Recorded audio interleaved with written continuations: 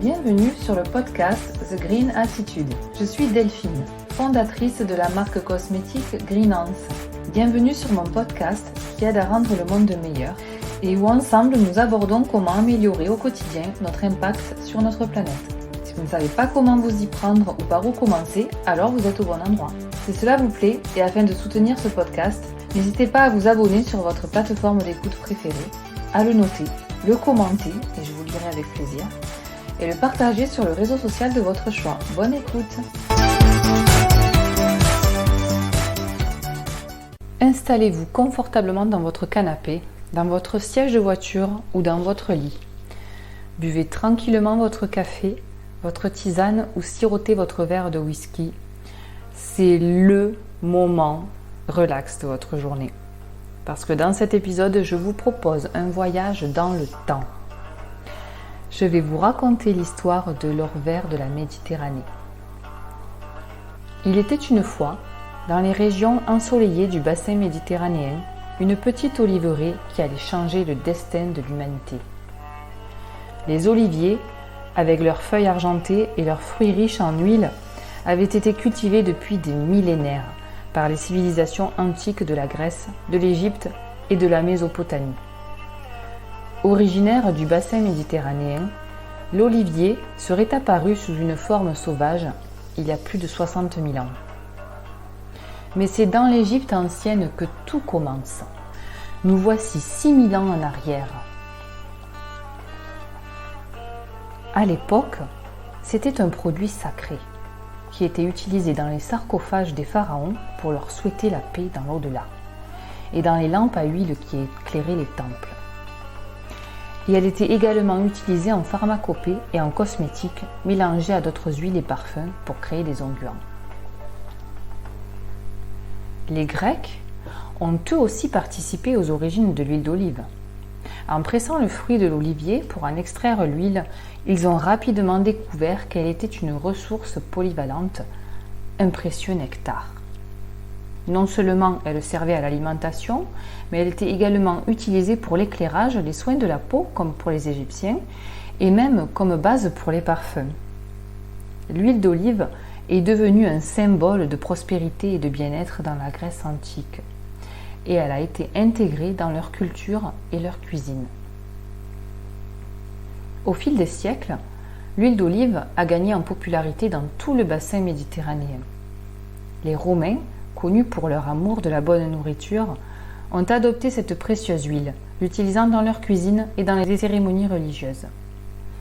L'huile d'olive est devenue une denrée précieuse, souvent utilisée comme monnaie d'échange.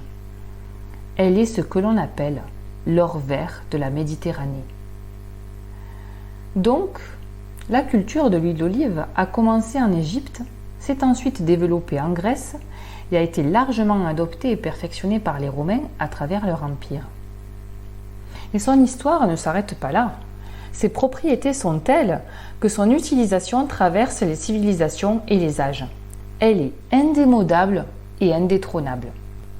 Pendant le Moyen-Âge, l'olivier est cultivé dans les villages du midi de la France, qui ont presque tous leur moulin à huile. Cette huile reste essentielle dans la cuisine méditerranéenne. Elle était également utilisée dans la fabrication de savon, un produit de luxe à l'époque. La culture de l'olivier dans cette époque a été fluctuante, en fonction du climat plus ou moins clément, mais aussi des famines, des guerres, des pillages et de la peste. Heureusement, certaines actions de seigneurs et souverains ont toutefois permis le maintien et parfois le développement de l'olivier sur des périodes plus ou moins longues avec par exemple l'exemption de taxes sur les olives. À la Renaissance, ce précieux nectar part à la découverte du Nouveau Monde.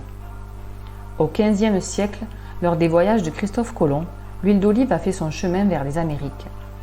Les colons espagnols ont apporté des oliviers en Amérique latine, créant ainsi de nouvelles plantations. L'huile d'olive a été incorporée dans les cuisines d'Amérique latine et elle a également été utilisée à des fins médicinales. Et en Europe, elle est incorporée dans des préparations cosmétiques plus sophistiquées. Elle était souvent mélangée à d'autres ingrédients naturels comme la cire d'abeille, les huiles essentielles et les extraits de plantes pour créer des produits de beauté plus raffinés. L'huile d'olive dans les temps modernes. Au fil des siècles, la production d'huile d'olive a évolué. Les moulins à huile traditionnels ont été remplacés par des presses mécaniques, ce qui a permis de produire une plus grande quantité d'huile de manière plus efficace. L'huile d'olive a continué à gagner en renommée pour ses bienfaits pour la santé, sa richesse en acides gras monoinsaturés et en antioxydants. Avec l'avènement de l'industrie cosmétique au XIXe siècle, l'huile d'olive a été utilisée dans la formulation de divers produits de soins de la peau et de soins capillaires. Elle était souvent un ingrédient de choix en raison de ses propriétés hydratantes, apaisantes et antioxydantes. Aujourd'hui, l'huile d'olive est l'un des produits alimentaires les plus prisés au monde. Elle est utilisée dans la cuisine internationale, de la méditerranéenne à la cuisine asiatique, et elle est reconnue pour ses avantages pour la santé. Les régions méditerranéennes, en particulier l'Espagne, l'Italie et la Grèce, sont les principaux producteurs d'huile d'olive, mais elle est également produite dans de nombreuses autres régions du monde, comme le sud de la France. L'huile d'olive est bien plus qu'un simple ingrédient culinaire. C'est une histoire riche qui traverse les siècles et les continents, devenant un symbole de la culture méditerranéenne et de la cuisine saine.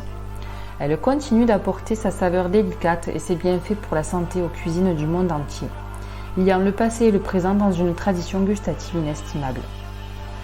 Ses propriétés hydratantes et nourrissantes en ont fait un élément précieux des soins de la peau et des cheveux à travers les âges, et elle continue d'être utilisée dans de nombreux produits cosmétiques aujourd'hui. J'espère que cette histoire sur l'or vert de la Méditerranée t'aura plu, et si c'est le cas, abonne-toi à mon podcast pour ne pas rater la sortie des nouveaux épisodes. Note-le et laisse-moi un commentaire. À bientôt pour de nouvelles aventures.